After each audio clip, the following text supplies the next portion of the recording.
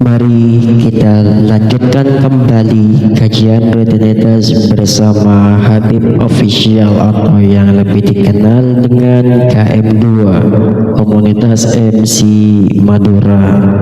Pada malam ini saya akan melanjutkan kajian kita Fathul Qorib yang menjelaskan di faslun fi arkanis sholati wa taqaddama makna sholati lugatan wa syar'an wa arkanus sholati thamaniyata asyara ruknan. Bab ini, pasal ini atau fasal ini yang atau istilahnya bab gitu loh. Jadi ada tandanya fasal. Nah, sekarang pasal ini menjelaskan rukun-rukun sholat, sedangkan pengertian sholat secara bahasa dan istilah syarak sudah dijelaskan di depan. Rukun-rukun sholat ada 18 rukun. Ada niat, salah satunya adalah niat. Niat adalah menyengaja sesuatu berbarengan dengan melaksanakannya. Tempat niat adalah hati. Ketika sholat fardu, maka wajib niat fardu, menyengaja melaksanakannya dan menentukannya, semisal subuh atau duhur, atau sholat sunnah yang memiliki waktu tertentu seperti sholat rawatib atau sholat yang memiliki sebab seperti sholat istisqa, maka wajib menyengaja melaksanakannya dan menentukannya, tidak wajib niat sunnah. Nah, lanjut ke berdiri dalam sholat. Rukun kedua, berdiri jika mampu melakukannya. Jika tidak mampu berdiri, maka wajib duduk dengan posisi yang ia dikehendaki. Namun duduk iftiras adalah yang lebih utama. Lanjut ke takbiratul ihram. Rukun ketiga adalah takbiratul ihram. Bagi yang mampu, maka wajib mengucapkan takbiratul ihram, yaitu dengan mengucapkan Allahu Akbar. Maka tidak sah jika dengan mengucapkan Ar-Rahmanu Akbar, itu tidak sah dan sesamanya. Dan dalam takbiratul ihram tidak sah mendahulukan khabar sebelum mubtada'nya, seperti ucapan seseorang Akbarullahu, itu tidak sah. Nah, barang siapa tidak mampu mengucapkan takbiratul ihram dengan bahasa Arab, maka wajib menerjemahkan dengan bahasa yang ia kehendaki, dan tidak diperkenankan baginya untuk berpindah dari takbiratul ihram kepada bentuk zikiran yang lain, semisal lafaz Allah, Alhamdulillah. Nah, dan wajib membarengkan niat dengan pelaksanaan takbiratul ihram. Adapun Imam An-Nawawi, maka beliau memilih bahwa cukup dengan hanya berbarengan secara uruf, yaitu sekira secara uruf ia sudah dianggap menghadirkan sholat di dalam hati saat takbiratul ihram. Lanjut ke membaca Al-Fatihah. Rukun keempat, rukun keempat adalah membaca Al-Fatihah, atau gantinya bagi orang yang tidak hafal Al-Fatihah, baik sholat fardu ataupun sunnah. Bismillahirrahmanirrahim adalah satu ayat penuh dari surah Al-Fatihah. Barang siapa tidak membaca satu huruf atau satu tasydid dari surah Al-Fatihah, atau mengganti satu huruf dengan huruf yang lain, maka bacaannya tidak sah. Begitu juga sholatnya jika memang sengaja melakukannya. Jika tidak sengaja, maka bagi dia wajib mengulangi bacaannya. Wajib membaca surah Al-Fatihah tertib, yaitu dengan membaca ayat-ayatnya sesuai dengan urutan yang sudah diketahui, dan juga wajib membacanya secara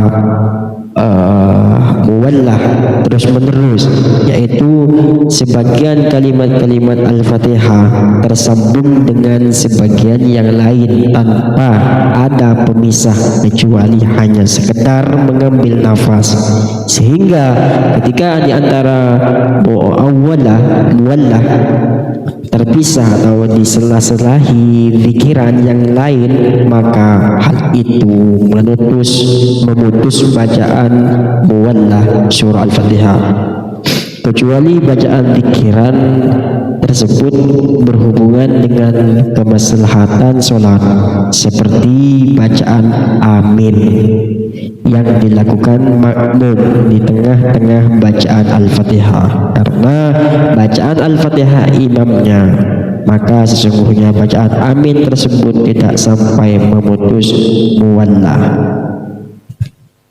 Barang siapa tidak tahu atau kesulitan membaca surah Al-Fatihah karena tidak ada pengajar semisal, dan ia bisa membaca surah yang lain dari Al-Quran, maka bagi dia wajib membaca 7 ayat secara runtut ataupun tidak sebagai ayat secara runtut ataupun tidak sebagai ganti dari surah Al-Fatihah.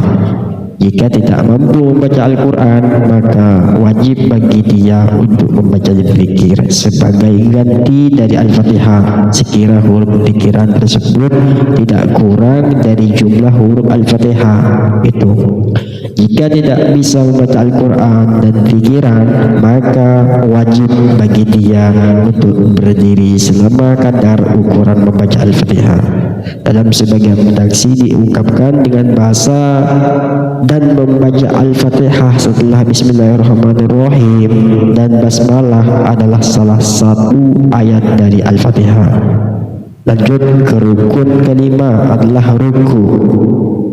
Minimal fardunya ruku bagi orang yang melakukan sholat dengan berdiri, mampu melakukan ruku berfisik normal atau selamat atau sehat, kedua tangan dan kedua lututnya adalah membungkuk tanpa membusungkan dada, dengkek atau jawa dengan ukuran sekira kedua telapak tangan bisa menggapai kedua lutut seandainya ia hendak meletakkan kedua telapak tangannya di atas kedua lututnya.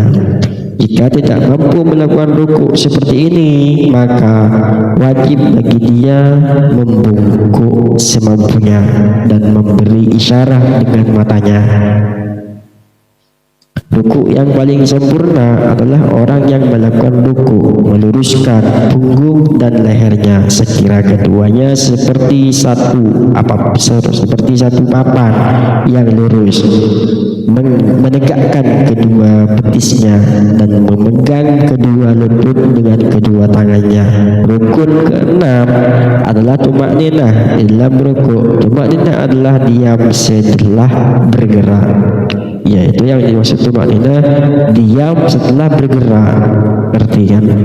Muslim menjadikan tumakninah sebagai salah satu rukun dan rukun-rukunnya sholat, dan Imam An-Nawawi berjalan pada pendapat ini di dalam kitab At-Tahqiq. Sedangkan selain Muslim menjadi tumakninah sebagai hayat yang menyertai sholat. Rukun ketujuh, lanjut ke rukun ketujuh adalah bangun dari ruku dan i'tidal, berdiri tegap sesuai keadaan sebelum ruku, yaitu berdiri bagi orang yang melakukan sholat dengan berdiri dan duduk bagi orang yang tidak mampu berdiri. Rukun ke-8 adalah tumakninah dalam i'tidal. Rukun ke-9 adalah sujud 2 kali dalam setiap rakaat. Minimal sujud adalah sebagian kening orang yang sholat menyentuh tempat sujudnya, baik tanah atau yang lainnya. Sujud yang paling sempurna adalah membaca takbir tanpa mengangkat kedua tangan ketika turun ke posisi sujud, melakukan kedua lutut, kemudian kedua tangan, lalu kening dan hidungnya.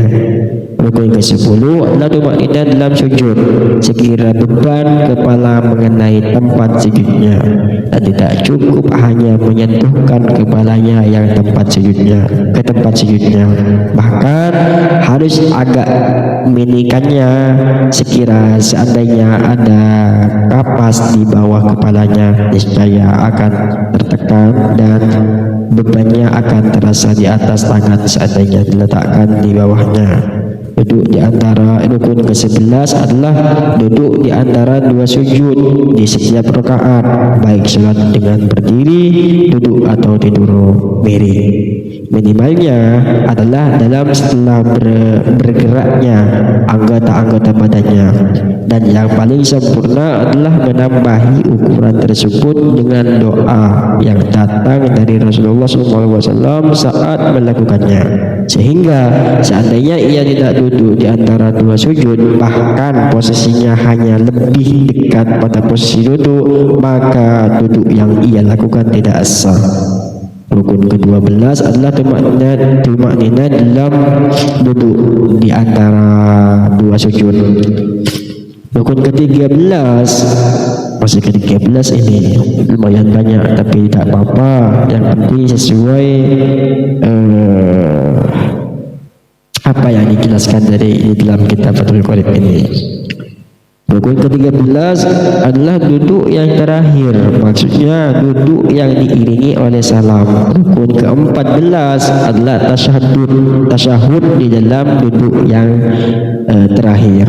Minimal tasyahud adalah at-tahiyyatul lillahi salama alaika ayyuhan nabiyyu wa rahmatullahi wa barakatuh, salamun alaina wa ala ibadillahi sholihin, ashhadu an la ilaha illallah wa ashhadu anna muhammadar rasulullah. Itu minimalnya di dalam minimalnya tasyahud. Segala yang artinya segala hormat milik Allah, semoga keselamatan, rahmat Allah dan keberkahannya atas engkau wahai Nabi, semoga keselamatan atas kami dan hamba-hamba Allah yang soleh. Saya bersaksi tidak ada Tuhan selain Allah, dan saya bersaksi sesungguhnya Muhammad adalah utusan Allah. Tasyahud yang paling sempurna, yang paling lengkap, yang paling sempurna maksudnya at-tahiyyatul mubarakatus salawatut thayyibatu lillah, assalamu alayka ayyuhan nabiyyu wa rahmatullahi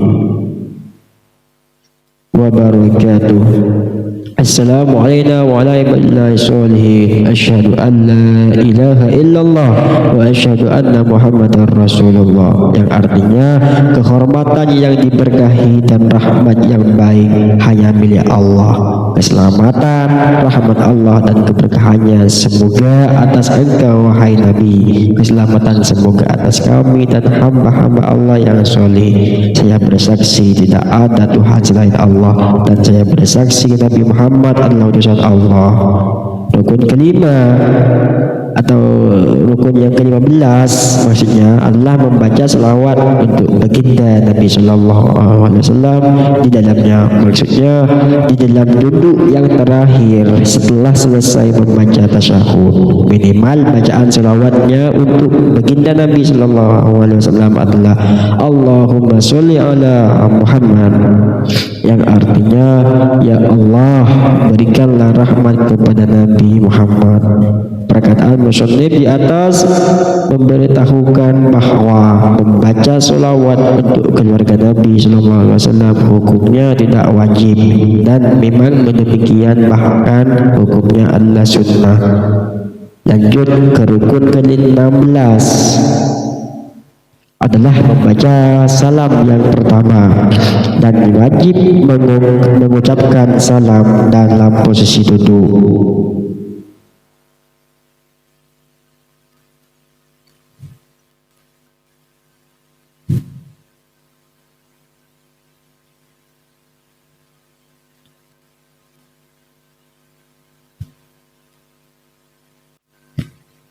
Minimal ucapan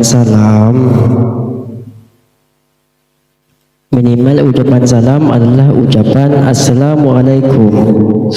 yaitu minimalnya 1 kali. Dan ucapan salam yang paling sempurna adalah Assalamualaikum warahmatullahi 2 kali, yaitu ke kanan dan ke kiri. Rukun ke-17 adalah niat keluar dari sholat, dan ini adalah pendapat yang marjuh atau lemah.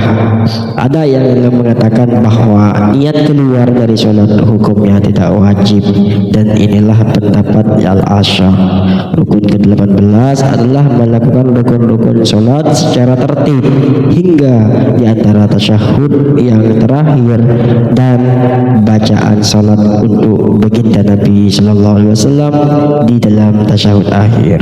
Ungkapan musannif sesuai dengan apa yang aku jelaskan, mengecualikan kewajiban membarengkan niat dengan takbiratul ihram dan membarengkan duduk terakhir dengan tasyahud dan bacaan selawat untuk baginda Nabi sallallahu alaihi wasallam.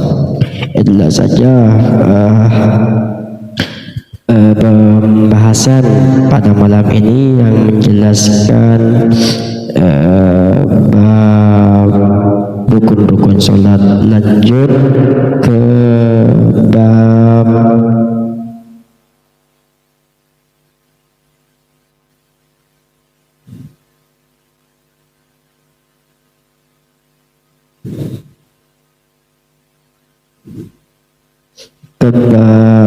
kesunahan sholat menuju video berikutnya. Akhir kata, wassalamualaikum warahmatullahi wabarakatuh.